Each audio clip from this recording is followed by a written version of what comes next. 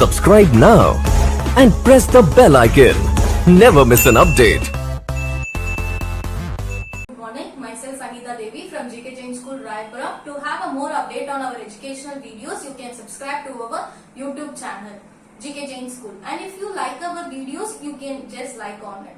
Today's class, we are going to see about 11th standard commerce, historical background of the commerce in the subcontinent, where we discussed a few topics on the last session also. We were discussing about the barter system, how it was there, and how the goods were exchanged for the goods, and when the medium of exchange, the money has been started. Everything we were discussing in the last session. So in today's session, we are going to see about the traders in the Pandyan dynasty and Angadi, Nalangadi, Alangadi, coastal trade in the ancient Tamil Nadu. So these are the topics which we are going to see in today's session. Let me tell you about the trade. Here we have the traders. First we will discuss about the trade. Trade is what? Buying and selling activities. So what is that trade? Trade is where the buying and selling activities occur. We tell it as a trade. Here if you talk about the traders are those one who are involved in the buying and selling activities. We can name them as the traders. So we have two different words. One is about the trade, another one is about the traders. So traders, which talks about the one who is involved in the buying and selling activities, are named as the traders. Or traders, where the buying and selling activities occur, we tell it as a trade.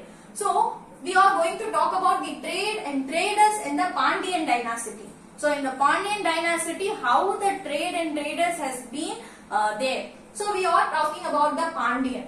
So here in the Sangam literature, you all have learnt in your other subjects or in your lower classes also, that in the Sangam literatures you have a Chera, Chola, Pandya, Pallava. So these are the names which you have learnt in your Sangam literatures about the three Sangam age. We have Chera, Chola, Pandya. So in the Pandyan dynasty, that in the particular period of the Pandya, that how the trade and traders has been there.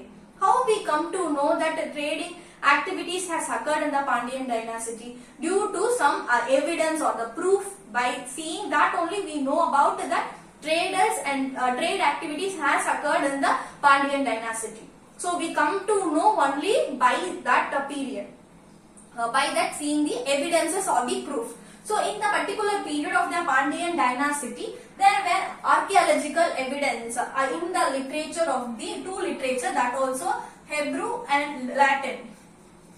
So in the both the literature, these are the both languages. So in the both literature, there is a mention about the Pandyan dynasty trading activities.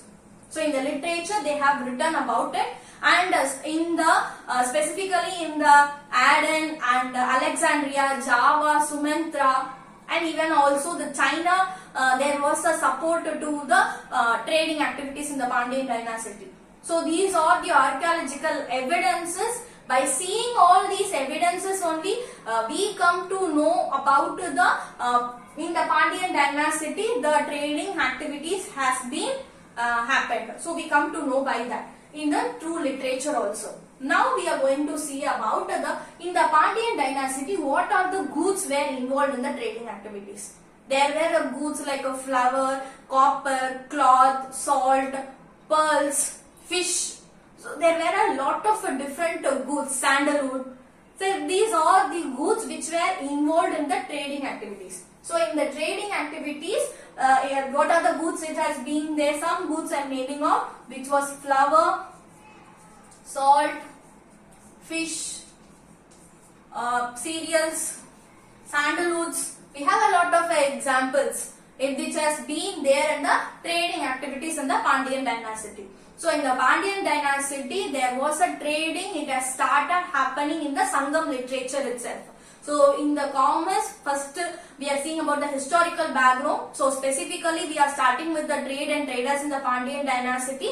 In that period itself, the trading activities, there were the people, they come with their goods and they are selling in the marketplace or a place. Okay, in the place they are selling. So there were a buying and selling activities are happening in the Pandyan dynasty period. That also there were a connection of the international trade also.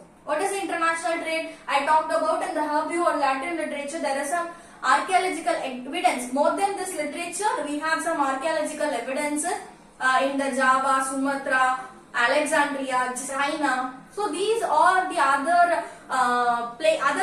things where we have the international trade also. If you talk about the China, which is the other country. So from India to the China, we were exporting and importing the goods. Okay, so these all that happened in the Pandyan dynasty. In the Pandyan period itself, this trading activities has been done internationally. At present, internationally we have many companies are there where they have the main office or main branch in some other country. The branches will be there in our country. Likewise, our country people has also started the main branch will be over here, and their other branches will be on the other countries. So there is many things happening at present. So in the historical, that is the prehistoric period, there is a Pandyan dynasty. Specifically in the Pandyan dynasty, this has started more. Trading has been started more, and it has also led to the international level. That is a foreign trade. So if what we talk about the trade, buying and selling activities occur, we tell it as a trade. Foreign trade is nothing from, if let me take it of two countries. I am talking about India and I am taking about China. Okay. So from India, these goods, let me take it of salt. Okay. I am exporting the goods. Okay. I am exporting the goods. Exporting is nothing. From here, I am sending the goods to China. Okay. So here, this is Indian country. It is a China country. So it is the two different countries which are involved in the buying and selling activities. Okay. That we tell it as a foreign trade. So from our country to the other country, if we import or if we export the goods, we tell it as the foreign trade. If we talk about the imports, it is the from the foreign country also we will be getting the goods. Let me take it off the same example. From China, I am getting some goods to the India. That we tell it as the import. So there is a two different concepts, export and import, that we will talk in a separate chapter also, where the import and export procedure we have, that is a lot of different things are happening, that we will have a separate unit. In that we will discuss and deeply about it. So we want to know about the foreign trade from one country to the other country, where there is a buying and selling activities are happening, we tell it as the foreign trade. Okay. Now it is all about the trade and traders in the Pandyan dynasty and how the goods were exchanged, that we all know about it. Now we are going to see about the three different words which were used in the Pandyan dynasty. Okay, three different words which were used for the specific reason. If you see about the Angadi. Okay, first word is the Angadi. Angadi is what the meaning is. Now at present, if I want to tell, market will be the exact name for the Angadi. Market, we all know about market, where the goods are sold. The place where goods are sold, we tell it as a market at present. So in the older period, we tell that the same market as the Angadi. So let me give you an example. So at present we are using the word Chennai. Right, we are using the present word Chennai. The older name for Chennai we have is the Madras. Likewise, same here at present we are using the word market. In the older day, that was older days, specifically in the Pandyan dynasty, they used the word Angadi. Angadi is nothing. It is a place where the goods are sold. Where the goods are being sold, we tell it as the Angadi.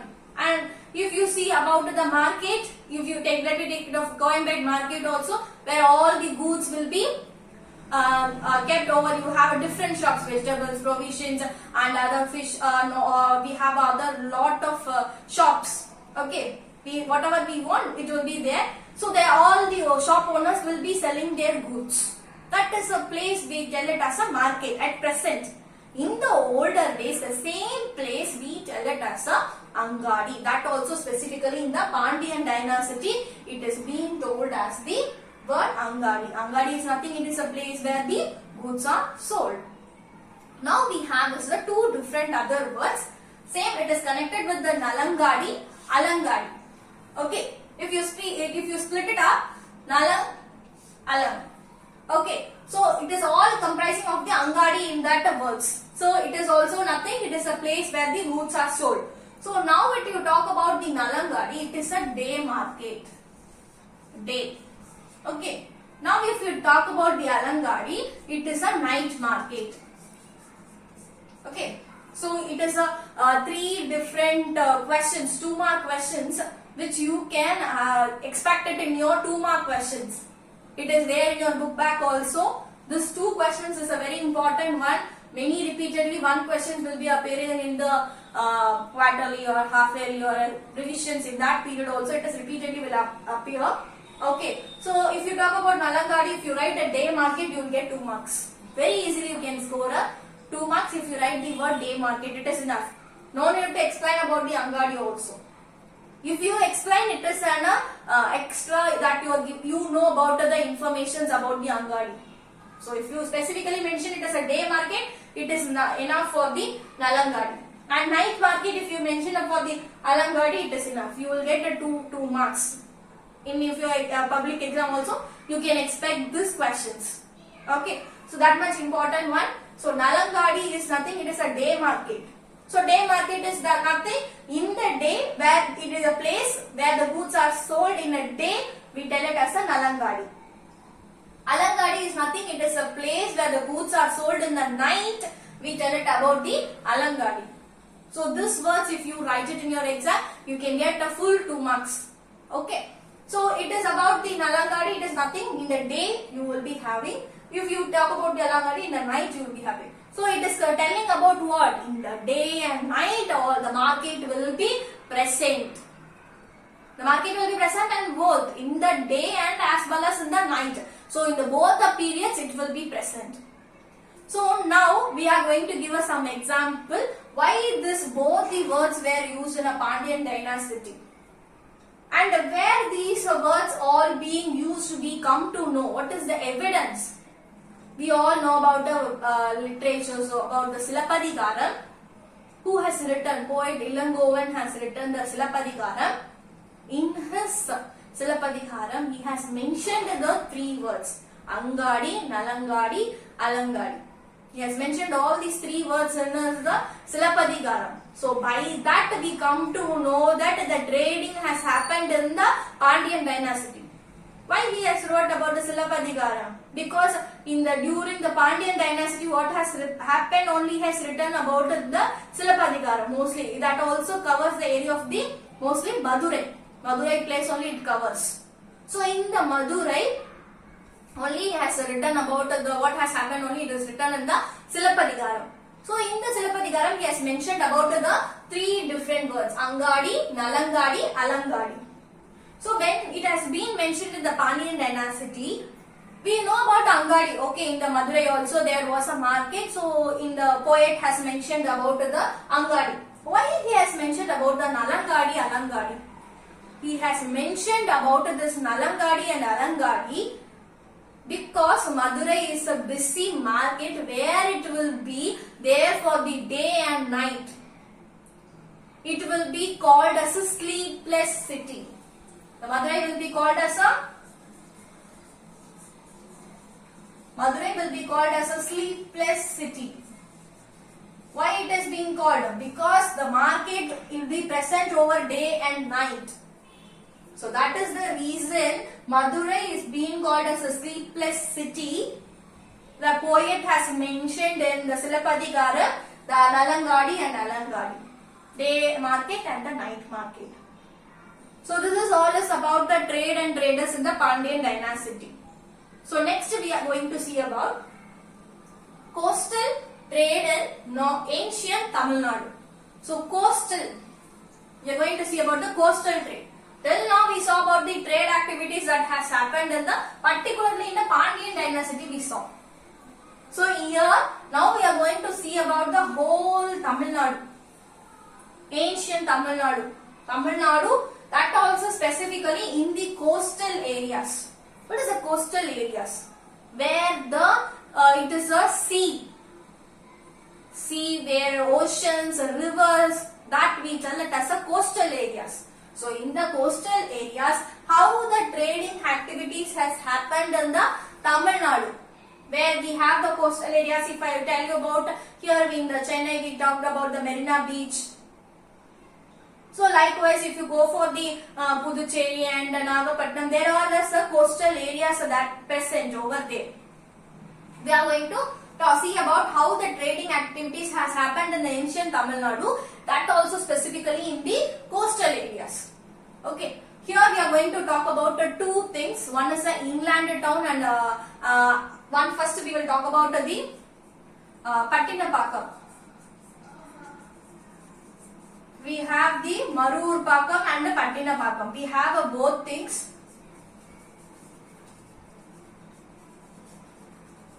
Inland and outland town we have. Okay, so Pattinapakam and Marur Pakam. Okay, so here we are going to see about the coastal trading activities in the ancient Tamil Nadu. That also big cities we are going to see.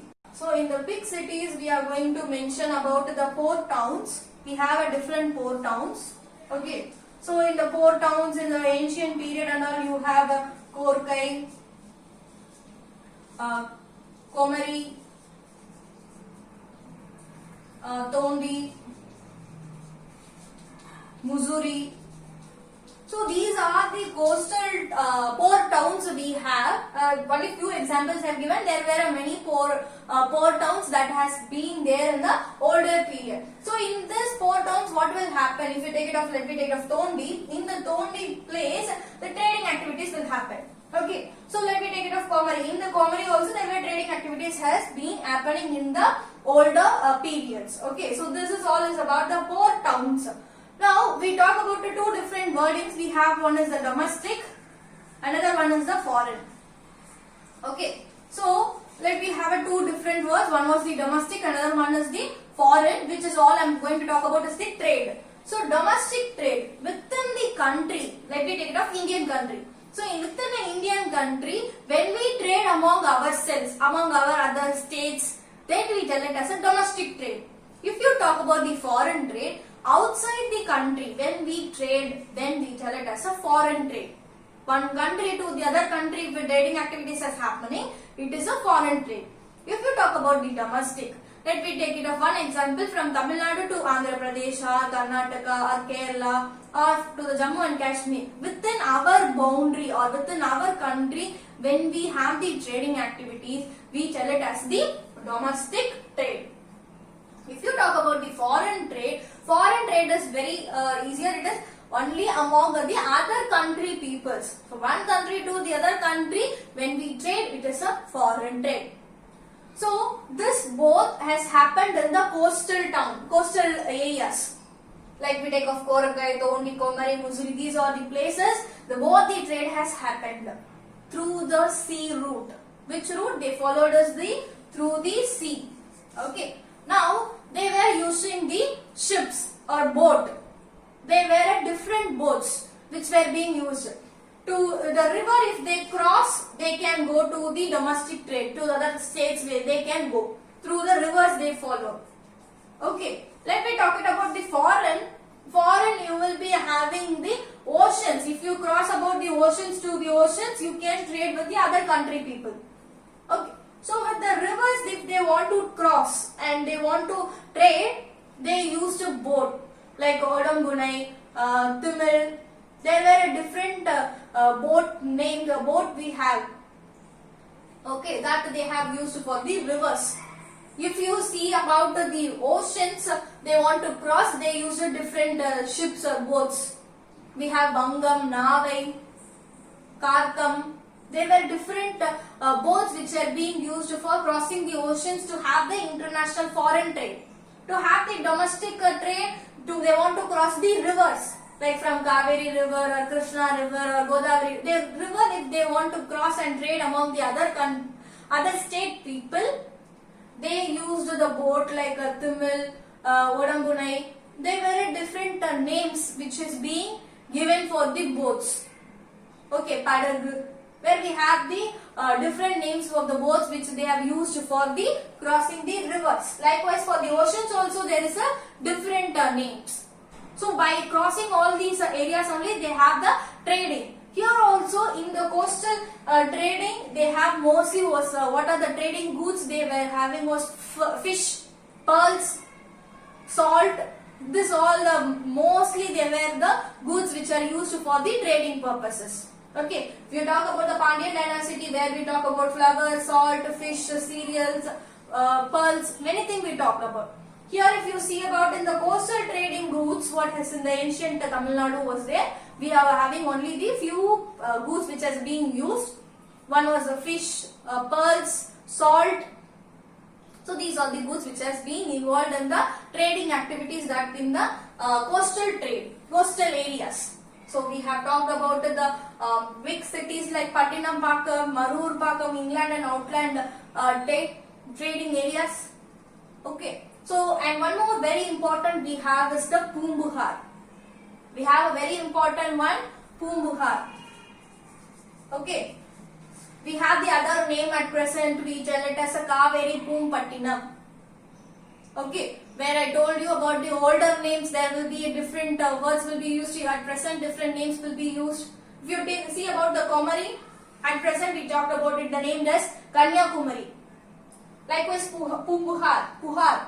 Puhar is nothing, it is the Poombuhar which is being older name. At present, we have Kaveri Poompattinam. So there is a different names. Here also mostly it is like a busy market. Always a day and night it will be present. All the day and night the trading activities will happen in the Poombuhar. It is a main ancient coastal trading place. We have a different place like Alangangulam, Alambarai.